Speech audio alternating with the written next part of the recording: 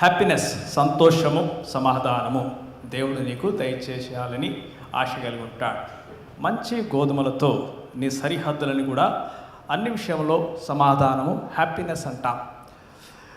మనవులని మనం జ్ఞాపకం చేసుకుంటా ఉంటే ఒక సంతోషమే సమాధానమే. ఈ పాట పాడినప్పుడు పాత పాటలు బాగుంటాయి కదా.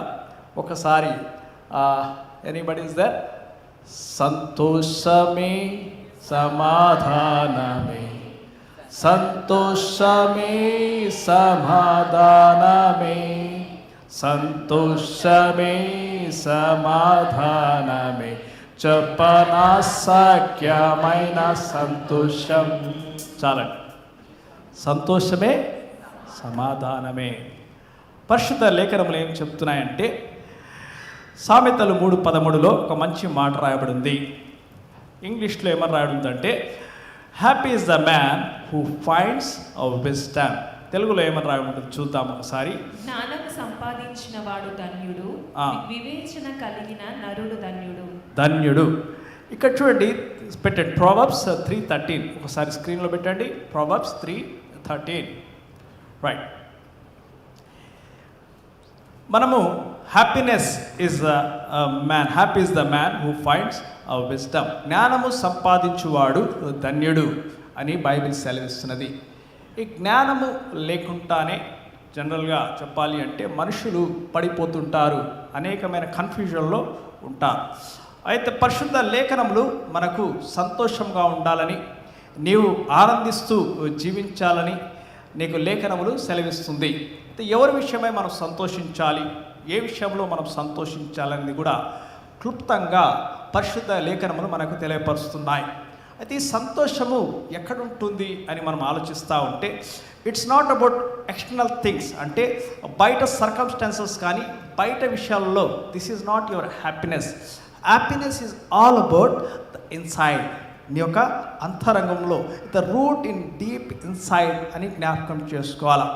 చాలామంది హ్యాపీనెస్ మనకు దేవుడు దయచేస్తాడా, యాక్చువల్లీ హ్యాపీనెస్ అంటే ఏమిటి, as a god really want us to be happy అని మీరు ఒకవేళ ఆలోచిస్తే, దేవుడు నిన్ను అన్ని విషయంలో నేను ఆనందంగా ఉండాలని, సమాధానంగా ఉండాలని దేవుడు కోరుకుంటాడు. అందుకొరకు కీర్తనలు 16:11 ఒక మాట రాయబడి ఉంది, చూద్దాం.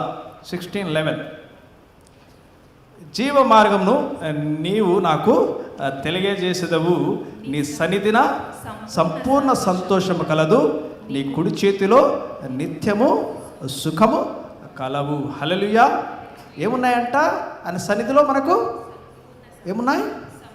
ఏమున్నాయండి?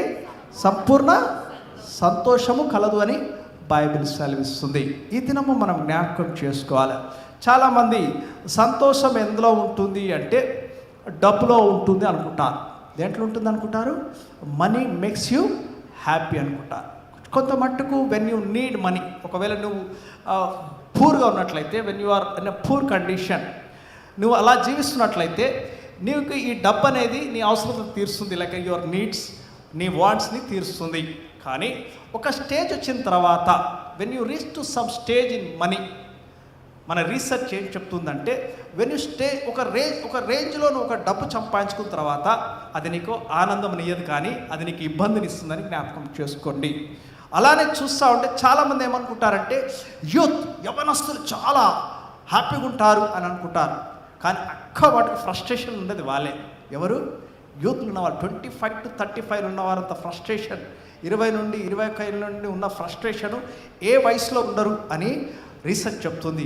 యాక్చువల్లీ ఎవరు హ్యాపీగా ఉంటారు, సంతోషం ఎవరిలో ఎక్కువ ఉంటుందంటే 55 నుండి 65 ఉన్నవారు ఏం చేస్తారంట, చాలా హ్యాపీగా ఉంటారంట.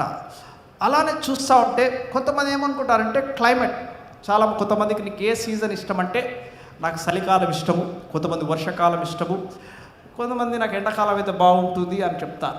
అంటే నాకు ఈ క్లైమేట్లో ఉంటే నేను ఒకవేళ వెస్ట్ వైపు వెళ్ళి జీవిస్తే బాగుంటుంది, నాకు స్నో అంటే చాలా ఇష్టము అని అనుకుంటారు. కానీ అవి అన్నీ నీకు సంతృప్తి అయిన పూర్ణ సంతోషమని నీకు దయచేయదని రీసెర్చ్ క్లియర్గా ఎక్స్ప్లెయిన్ చేస్తుంది.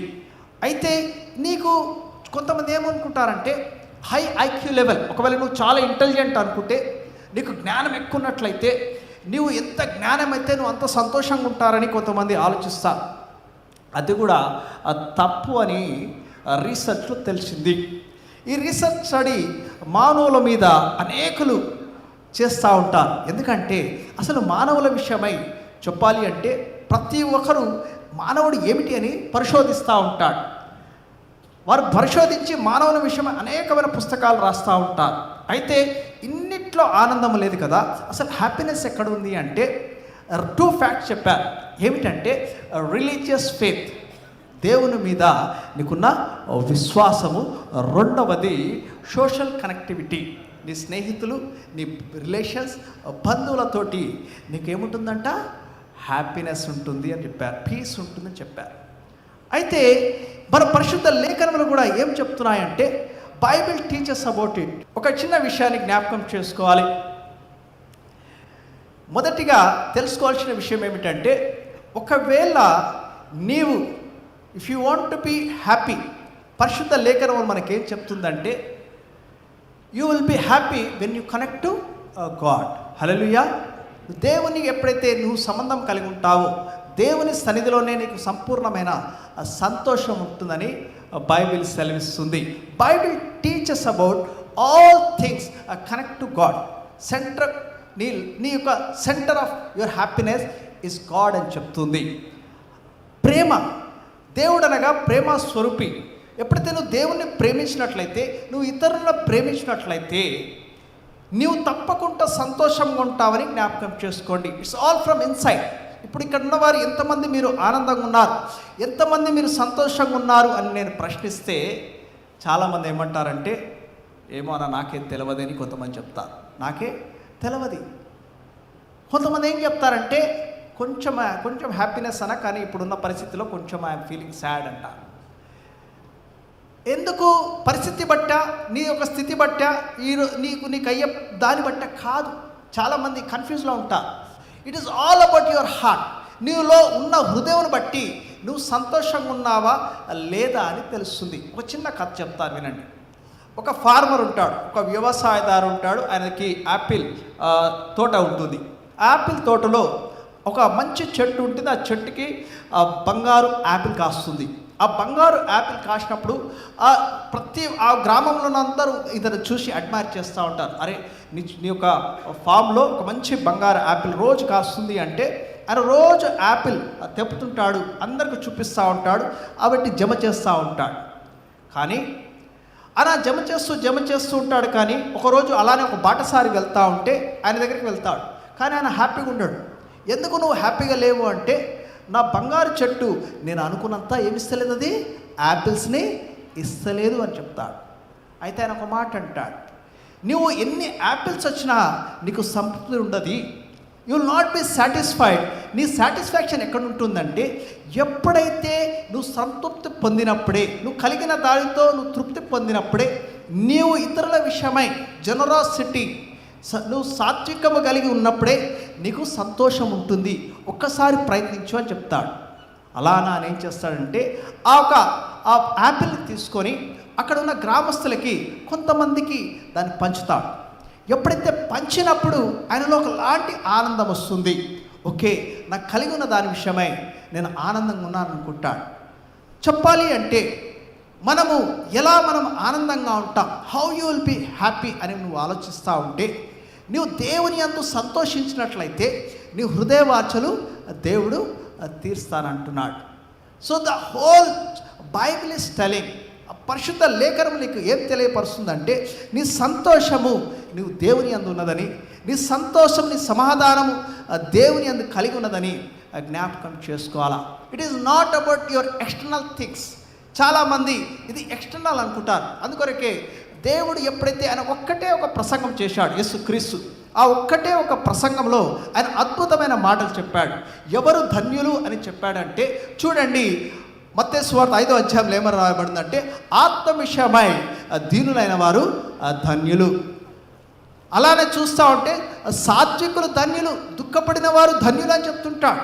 మనం అన్నీ చూస్తూ ఉంటే హృదయం విషయమే మాట్లాడుతున్నాడు దేవుడు.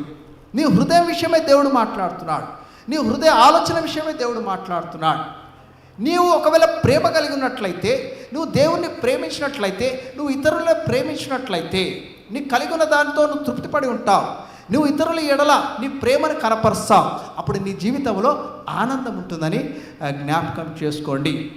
అందుకొరకే సామెతలు 17:22 ఏమని రాయబడిందంటే, సంతోషము గల మనసు ఆరోగ్యకరము. నువ్వు ఆరోగ్యంగా ఉండాలి అంటే హ్యాపీనెస్. మీకు కొన్ని విషయాలు తెలుసు. మేము అక్కడ ఇందిరా పార్క్లో మీరు కొన్ని పార్క్స్లో వెళ్ళి చూస్తే ఒక్కొక్క బ్యాచ్ ఉంటుంది. ఆ బ్యాచ్ ఏం చేస్తారంటే, మార్నింగ్ అవర్స్ వాకింగ్ అయిన తర్వాత అందరూ రౌండ్గా నిలబడి వాళ్ళు ఏం చేస్తుంటారు, నవ్వుతుంటారు. ఏం చేస్తుంటారు వాళ్ళు, దాన్ని ఒక లాఫింగ్ టీమ్ అంటారు. నవ్వుతూ ఉంటారు, హ్యాపీగా ఉండడానికి నవ్వుతూ ఉంటారు.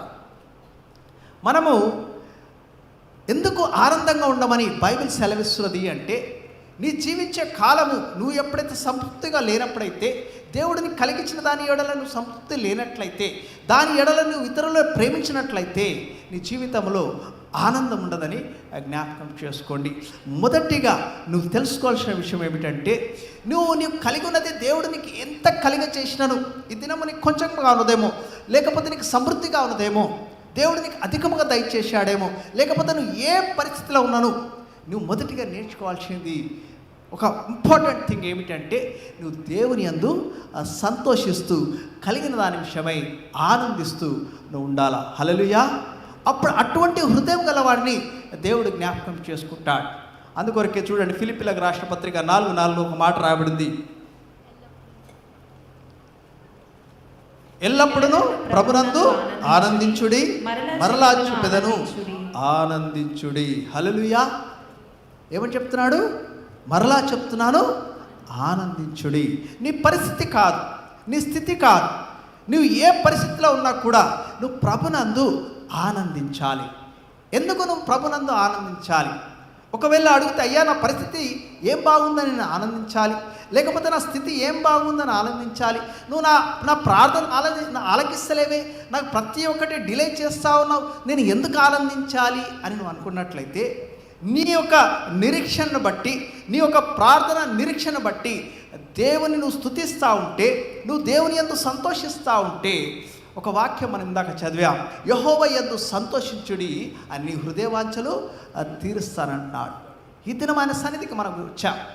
ఈ దినము మనము హార్వెస్ట్ ఫెస్టివల్ ఒక పండుగలాగా చేసుకుంటున్నాం.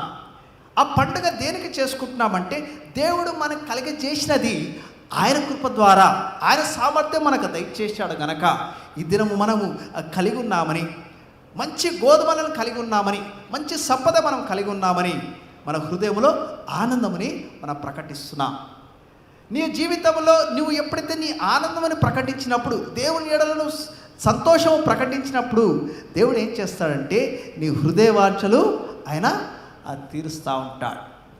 చాలామంది, నేను ఒకసారి చాలాసార్లు చెప్పాను, చిన్న చిన్న విషయాల్లో దేవుడు కూడా కొన్ని విషయాల్లో నువ్వు ఆనందిస్తూ ఉంటే ఆయన యందు చిన్న చిన్న కోరికలు కూడా ఆయన తీరుస్తూ ఉంటాడు.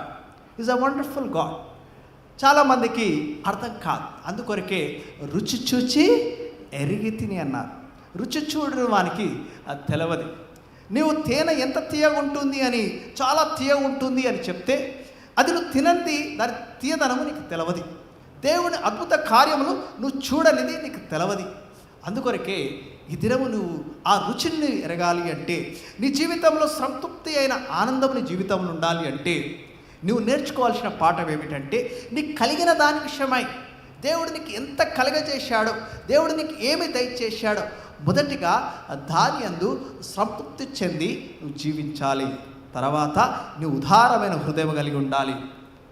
నువ్వు ఈ రెండు కలిగి ఉన్నప్పుడు దేవుడు నీకు నీ హృదయంలో పూర్ణ సంతోషము నీకు దయచేస్తాడని జ్ఞాపకం చేసుకోండి. పూర్ణ సంతోషము నీకు దయచేస్తాడు.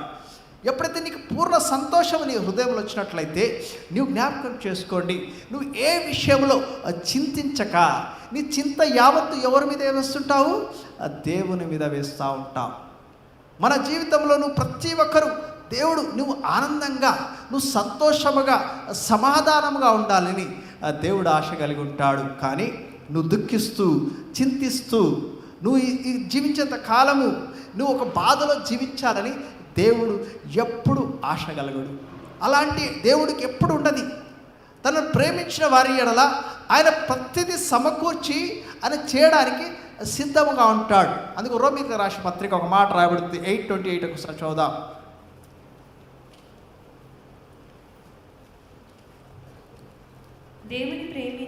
దేవుని ప్రేమించు వారికి అనగా ఆయన సంకల్పము చొప్పున పిలువబడిన వారికి మేలు కలుగుటకై సమస్తమును సమకూడి జరుగుచున్నవని ఎరుగుదుము. హల్లెలూయా. సమస్తము సమకూడి జరుగుతాయని జ్ఞాపకం చేసుకోండి. అందుకొరకే దావీదు మహారాజు కీర్తన 48లో ఒక మాట అంటున్నాడు చూడండి, నా దేవా నీ చిత్తము నెరవేర్చుట నాకు సంతోషము. హల్లెలూయా. ఎవరి చిత్తము నెరవేర్చుట? దేవుని చిత్తము నెరవేర్చుట ఆయనకు సంతోషము. ఈ దినము దేవుడు చిత్తమేమిటి?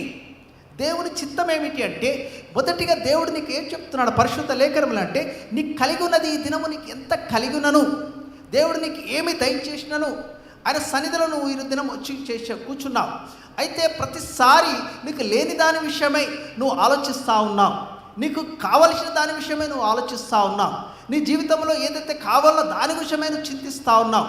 దాన్ని పక్కన పడవేసి నీకు కలిగి ఉన్నది ఏమున్నదో, దేవుడు నీకు మంచి ఉద్యోగమును దయచేశాడు, దేవుడు నీకు మంచి ఆరోగ్యమును దయచేశాడు, మొదటిగా నీకు రక్షణ దేవుడు దయచేశాడు. హల్లెలూయా. ఆయన రక్షణని దయచేశాడు. ఆ రక్షణ ద్వారా నువ్వు ఆనందించాలా. ఈ దినము నీవు సజీవ లెక్కలో ఉన్నావంటే కూడా నువ్వు దేవుని స్తుతించాలా. దాని విషయమే నువ్వు ఎప్పుడైతే ఆనందంగా ఉన్నప్పుడైతే నువ్వు కలిగిన దాని విషయమై నువ్వు ఆనందంగా ఉండి నీ ఆనందముని జనరాసిటీ ఇతరుల ఎడలని ప్రేమను కనపరిచినట్లయితే, నీ కలిగిన దానితో ఇతరులని నువ్వు ప్రేమించినట్లయితే, ఒకవేళ నీ దగ్గర ఎంత కలిగినను దాంట్లో నుండి కొంతమందికి నీవు సహాయపడినట్లయితే, నీ ధనముని దేవుడి కలగజేసిన నీ ప్రేమని, నీ కలగజేసిన నీ యొక్క ఉదారమైన హృదయమని, నీకు దేవుడు కలగజేసిన నీ కైండ్నెస్ని, నువ్వు ఏ విషయంలో నీ గుడ్నెస్ని నువ్వు ఇతరులకి పంచినట్లయితే నీ హృదయంలో ఏముంటుందండి? దేవుడు సంతోషము సమాధానము నీ జీవితంలో ఉంటుందని జ్ఞాపకం చేసుకోండి. సంతోషము ఎక్కడో బయట దొరకది. ఇట్ ఈస్ నాట్, ఒకవేళ సంతోషము షాప్లో దొరుకుతుందని తెలిస్తే, సంతోషము ఎక్కడో ఒక దగ్గర దొరుకుతుందని చెప్తే అందరు అక్కడ క్యూ కడతారు, అక్కడ అందరూ క్యూ కడతారు. But it is not out side, it is inside of you. అది నీ హృదయంలో ఉన్నది. అందుకొరకే ఈ దినం నేర్చుకోండి. దేవుడు ఒకవేళ నీ హృదయంలో యేసుక్రీస్తు జన్మించినట్లయితే, నీ హృదయంలో ఆయన ప్రేమ జన్మించినట్లయితే, నీవు క్రీస్తును పోలి జీవిస్తూ ఈ లోక రక్షకుని నీవు నామముని తెలుసుకొని అన్ని విషయంలో నీవు ఘనమైన జీవితమును జీవిస్తూ నీవు జీవించేంత కాలము సంతోషముగా సమాధానముగా జీవిస్తావు. ఈ పాట పాడి ముగిస్తాను. ఈ పాటలో మంచి అర్థం ఉంటుంది. ఒకసారి I will request anybody can support this song. అందరు పాడండి. చాలా అర్థంతో కూడిన ఈ పాట నేర్చుకుంటే చాలు ఎంత మంచిగా ఉంటుందంటే, yeah please fast I will start. సంతోషమే సమాధానమే, సంతోషమే సంతోషమే సమాధానమే, చెప్పరా సత్యమైన సంతోషం, చెప్పరా సత్యమైన సంతోషం. హృదయము వింతగా మారే, హృదయము వింతగా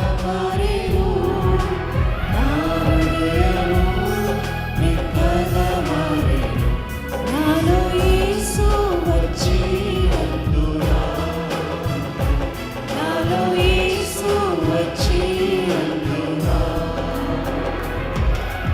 సంతోషమే సమాధానమే, సంతోషమే సమాధానమే, సంతోషమే సమాధానమే, చెప్పరా సత్యమైన సంతోషం, చెప్పరా సత్యమైన సంతోషం.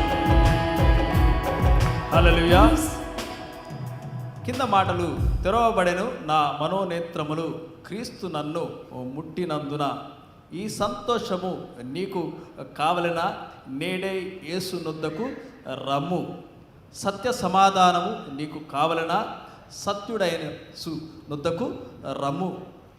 నిత్య జీవము నీకు కావలెనా, నిత్యుడైన యేసు నొద్దకు రమ్ము. మోక్ష భాగ్యము నీకు కావలెనా, మోక్ష రాజు నొద్దకు రమ్ము. యేసు క్రీస్తు నేడే చేర్చుకో, ప్రవేశించు నీ హృదయమందు, సంతోషము సమాధానము నీ హృదయంలో ఉంటుందని బైబిల్ సెలవిస్తుంది. హల్లెలూయా, హల్లెలూయా. ఒకవేళ నువ్వు నమ్మినట్లయితే, ఈ దినము ఈ వాక్యం ద్వారా నువ్వు బలపడినట్లయితే, నీ హృదయంలో ఇంకా నువ్వు యేసుక్రీస్తు జన్మించకుండా నీ జీవితంలో సంతోషం లేదని నువ్వు చింతిస్తున్నట్లయితే, నువ్వు సంపూర్ణముగా క్రీస్తుని నీ హృదయంలో నువ్వు ప్రేమించినట్లయితే, ఆయన రక్షణ మార్గం నేను తెలుసుకున్నట్లయితే, అని లోకమని ఆయన మరణం ద్వారా జయించాడని నువ్వు నమ్మినట్లయితే, ఈ దినమే నీ హృదయంలో ఆయన జన్మించినట్లయితే, నీవు రక్షణ మార్గంలోకి వచ్చినట్లయితే, ఆ ఒక సంతోషము నీ హృదయంలో ఉంటుందని జ్ఞాపకం చేసుకోండి. ఆ సమాధానము నీ హృదయంలో ఉంటుంది. నీవు కలిగిన దాని విషయమై నువ్వు సంతృప్తిగా ఉంటావు. నువ్వు ఇతరుల ఎడల నీ యొక్క సాదృశ్యం నీకు కనిపిస్తావు. నీ యొక్క ఆ హృదయం కలిగి ఉంటావు. సాత్వికము గల హృదయం కలిగి నువ్వు జీవిస్తూ అన్ని విషయంలో దేవుని యొక్క రాజ్యంలో ఘనమైన జీవితమని నువ్వు జీవిస్తూ ఉంటావని దేవుని పేరిట విన్నవిస్తా ఉన్నా.